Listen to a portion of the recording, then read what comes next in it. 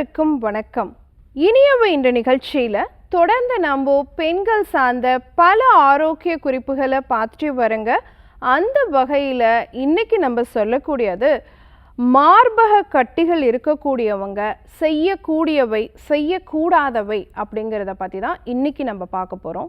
நான் doctor MS Vishanandhini, Siddha physician, Lotus women care hospital, இந்தியாவின் முதல் பெண்களுக்கான PCOS சித்த மருத்துவமனை, கோயம்புத்தூர், சென்னை மற்றும் பெங்களூர்.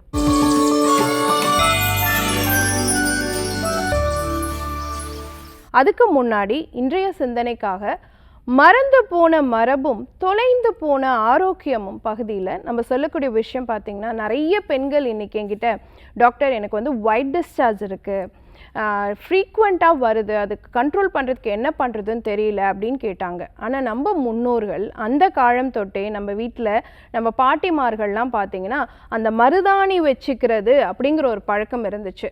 போனாலே உடனே எடுத்து வைக்க ஆரம்பிச்சிருவாங்க. ஒரு பக்கம் அது அழகு அப்படின்னு பார்த்தாலும் இன்னொரு பக்கம் உங்கள் உடலில் இருக்கக்கூடிய பித்தத்தை தணிக்கக்கூடியதாக இருந்தது. அப்போது நம்ம அதனால தான் எல்லா ஃபங்க்ஷன்லேயும் அந்த மருதாணி இட்டுக்கிறது, மருதாணி வச்சுக்கிறது அப்படிங்கிற ஒரு பழக்கம் நம்மக்கிட்ட இருந்துச்சு. அப்போ உடலினுடைய சூட்டை தணிக்கிறதோடு சேர்த்து உங்கள் கருப்பையோடைய சூட்டையும் தணிக்கிறதுக்காக தான் அந்த மருதாணி வச்சுட்டு இருந்தோம். அந்த மரபை மறந்ததுனால தான் என்னவோ இன்றைக்கி நிறைய கருப்பை நோய் தொற்று கிருமிகள் நமக்கு உருவாகுதா?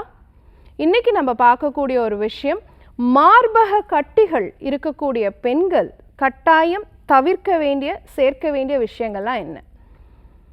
ஸோ ஒன்று வந்து நீங்கள் செய்ய வேண்டிய விஷயம், இன்றைக்கி காலகட்டத்தில் நிறைய பேர் காஃபி குடிக்கிற பழக்கம் வச்சுருக்கோம் இல்லைங்களா?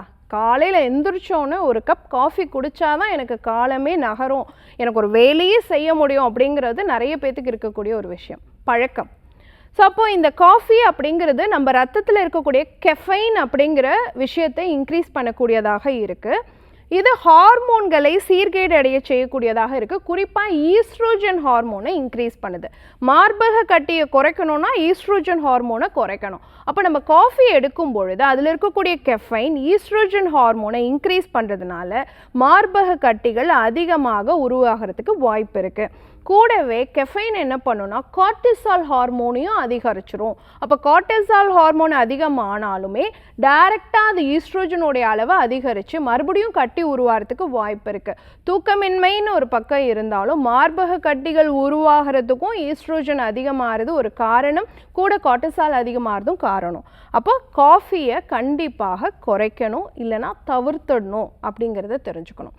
அடுத்து பார்த்தீங்க அப்படின்னு சொன்னால் ஜீனோ ஈஸ்ட்ரோஜன்ஸ்ன்னு சொல்கிறோம்.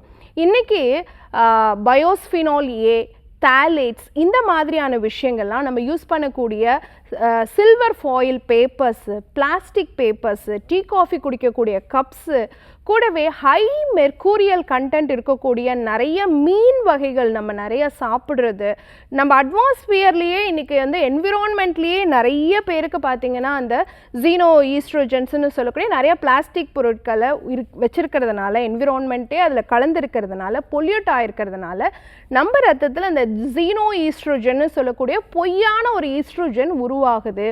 அது நம்ம ஹார்மோன்களை சீர்குலைய செய்யுது, அதனால் மார்பக கட்டிகள் உருவாகுது அப்படிங்கிறதையும் தெரிஞ்சுக்கணும். அடுத்த மூணாவது விஷயம் நம்ம தவிர்க்க வேண்டியதுன்னு பார்த்தீங்கன்னா ரெட் மீட்.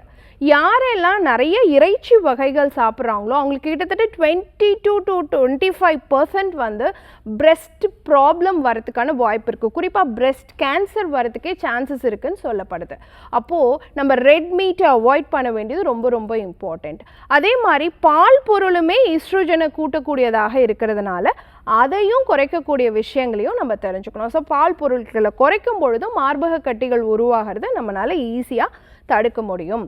அப்போது என்னென்ன விஷயங்களை நம்ம சேர்த்துக்கணும் அப்படின்னு பார்த்திங்கன்னா, நிறைய நீர்ச்சத்துள்ள காய்கறிகள், நிறைய நீர்ச்சத்துள்ள பழங்கள், ஃபைபர் கண்டென்ட் உள்ள உணவுகளை அதிகமாக சேர்க்கணும்.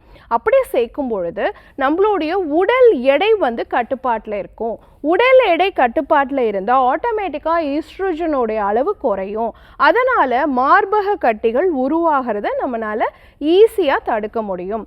அடுத்து பார்த்திங்கன்னா இரவு நல்லா தூங்குறது. நல்லா தூங்கினாலே மெலட்டோனின் அப்படிங்கிற ஹார்மோன் வந்து அதிகமாகும். மெலட்டோனின் அதிகமாச்சு அப்படின்னு சொன்னால் மார்பக கட்டிகள் உருவாகக்கூடிய தன்மையை நம்மளால குறைக்க முடியும். ஏன்னா அது ஈஸ்ட்ரோஜனை குறைக்கும். அப்போ ப்ராப்பராக தூங்கலைனாலே நமக்கு வந்து கண்டிப்பாக பிரெஸ்ட் ப்ராப்ளம் வரத்துக்கான வாய்ப்பு அதிகம் அப்படிங்கிறது தெரிஞ்சுக்கணும். குறிப்பாக 50% ஆஃப் தி பிரெஸ்ட் கேன்சர்ஸை வந்து நம்ம ப்ராப்பராக தூங்கினோனாலே, மார்பக கட்டிகள் நார்மலாக நமக்கு பால் கட்டியாக இருந்தாலும் சரி, இல்லை ஃபைப்ரோ அடினோமா மாதிரியான மார்பக கட்டிகளாக இருந்தாலும் சரி, இல்லை பிள்ளைகளுக்கு அந்த பீரியட்ஸுக்கு முன்னாடி 15 டேஸ்க்கு முன்னாடி பிரெஸ்ட் ரொம்ப டெண்டராக இருக்கு இல்லையா, இது எல்லாத்தையுமே சரி பண்ணணும்னா ஃபஸ்ட்டு நம்ம செய்ய வேண்டியது ப்ராப்பராக தூங்கணும். தூங்கினா மெலட்டோனின் இன்க்ரீஸ் ஆகும்.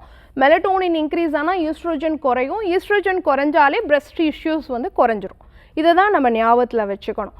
அதே மாதிரி உடற்பயிற்சிங்கிறதும் முக்கியம். ஏன்னா ப்ராப்பராக உடற்பயிற்சி பண்ணினோம் அப்படின்னு சொன்னால் நம்மளோட ஃபீல் குட் ஹார்மோன்ஸ் வந்து இன்க்ரீஸ் ஆகும். செரட்டோனின் அதெல்லாம் இன்க்ரீஸ் ஆகும் பொழுது நமக்கு ஆக்சுவலாக ஈஸ்ட்ரோஜனுடைய அளவு கட்டுப்பாட்டுக்கு வரும். அதனாலேயும் நம்மளால் பிரெஸ்ட் ப்ராப்ளத்தை வந்து அவாய்ட் பண்ணிக்கலாம். அப்போ மார்பக கட்டிகளை தவிர்க்க முடியும். அப்போது மார்பக கட்டிகள்னு வந்துருச்சுன்னா உடனே பயப்படாமல் நம்ம என்னென்ன தவறுகள்லாம் செஞ்சிட்ருக்கோம் அதெல்லாம் தவிர்த்துட்டு இந்த மாதிரி ஒரு ஹெல்தியான விஷயங்களை நம்ம கடைபிடிச்சோம் அப்படின்னு சொன்னாலே அதை பற்றின பயத்தை நம்மளால் ஈஸியாக தவிர்த்துட்டு ஆரோக்கியமான வாழ்க்கையை வாழ முடியும். பயன்படுத்தி பாருங்கள். இதே மாதிரி இன்னொரு ஆரோக்கிய குறிப்போடு நான் உங்களை சந்திக்கிறேன். இயற்கையோடு இணைவோம், ஆரோக்கியமாக இருப்போம், ஆனந்தமாக வாழ்வோம். நன்றி, வணக்கம்.